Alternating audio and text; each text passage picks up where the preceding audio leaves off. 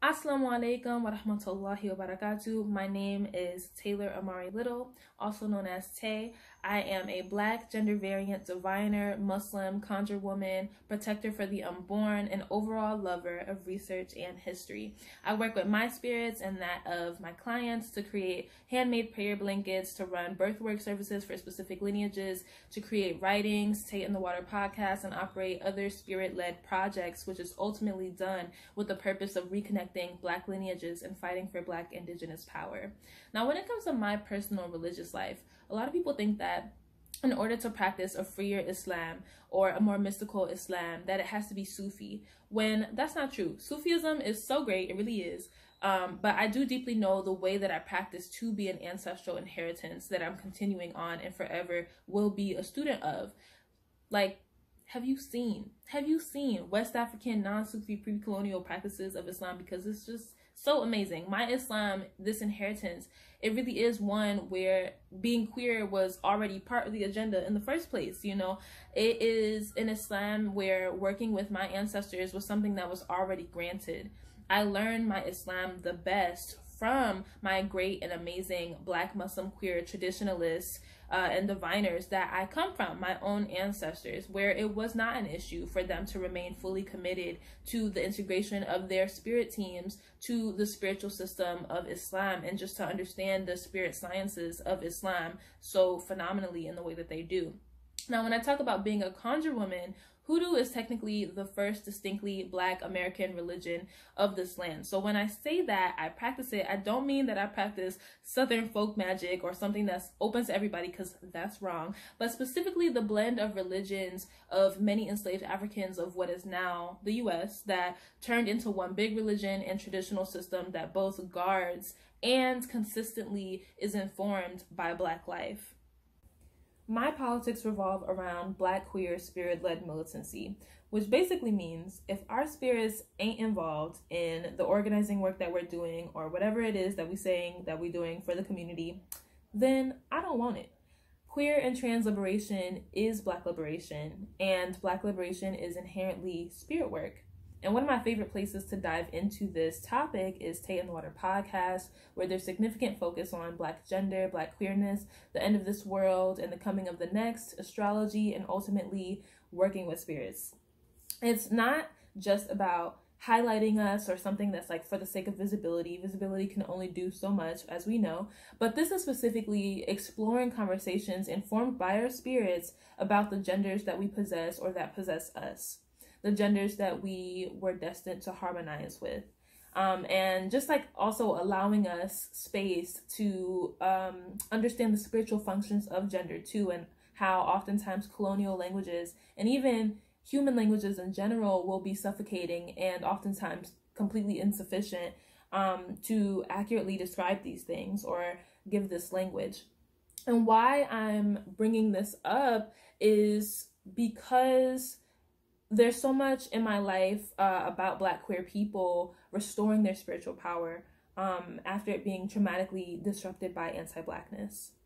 And even in my birth work, my job is working for spirits of the unborn, and all of my clientele, which includes their parents, have been, queer and trans people of color and mostly Black queer people, making sure that these spiritually powerful Black families and families of color are recommitting themselves to the divine and to their own lineages and spiritual technologies, whatever form that looks like, and really just like advocating for the lineages of queer and trans people who are Black and of color and intimately taking their destined positions in this war.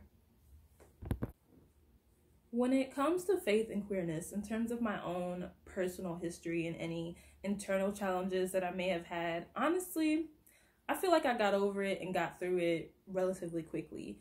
Especially because I came out as queer before I finally embraced another religion as something of my own, as opposed to something just to study and like be in community with.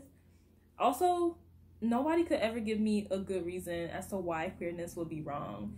I was just like, damn, this logic really sucks. Like, that's really sad. Like, who taught y'all that?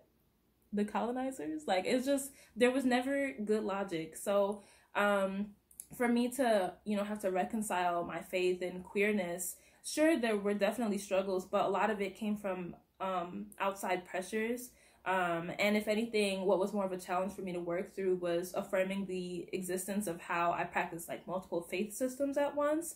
And if anything too, it's been having to worry a bit about, other people's degradation or targeted violence against me.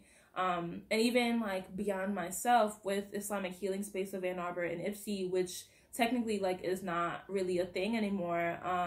We had to worry, in organizing that, we had to worry a lot about, not just cishet Muslims who, could be targeting us or trying to commit acts of harm against us because we centered queer and trans Muslims in our work that was open to all. But also we had to worry about the feds because obviously, ain't nobody trying to get kidnapped or bombed by the FBI. We got enough kin stolen and locked up. So, there's just like all these other, issues to worry about in terms of, these different challenges and things that need to be reconciled or just like away.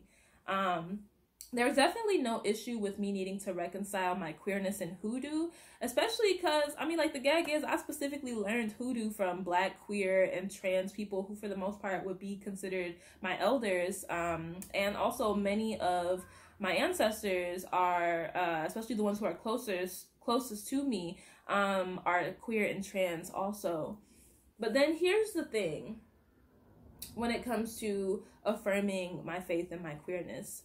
Once your spirits look you straight in your face and they tell you some shit that is just like so profound, that instantly becomes fact. Like just like that. Like it's not debatable anymore.